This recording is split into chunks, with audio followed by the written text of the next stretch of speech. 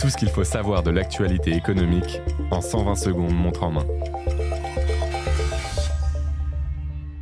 Du nouveau pour le PTZ. Plusieurs mesures concernant le prêt à taux zéro entrent en vigueur le 1er avril. On savait déjà qu'il était étendu aux maisons individuelles et accessible sur tout le territoire. Mardi 11 mars, la ministre du Logement a annoncé que le PTZ pourra également financer des opérations de coacquisition et de démembrement. En quoi consistent ces deux dispositifs ? Quels sont leurs avantages ? Réponse sur Capital.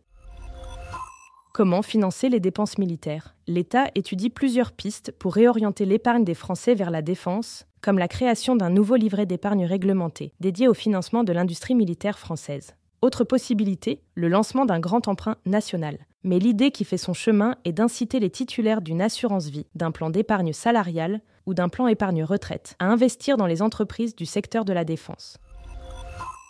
20 € et 30 centimes bruts de l'heure. C'est ce que touchait en moyenne un salarié du privé en 2022, selon l'INSEE. Mais pour avoir une idée plus précise de la rémunération moyenne des travailleurs français, penchons-nous sur le salaire médian.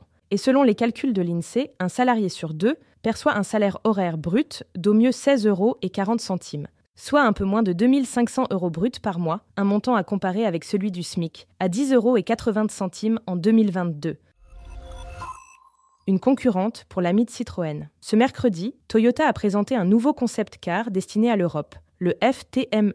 Il s'agit d'une voiture sans permis tout électrique, un créneau en plein boom. Avec le look futuriste et la petite taille de cette auto, le constructeur japonais pourrait faire fureur chez les automobilistes. Reste à savoir si ce modèle sera réellement commercialisé et à quel prix. Ce podcast a été écrit par les journalistes de Capital et mis en voix par une intelligence artificielle. Abonnez-vous sur votre plateforme habituelle pour écouter chaque épisode dès sa sortie.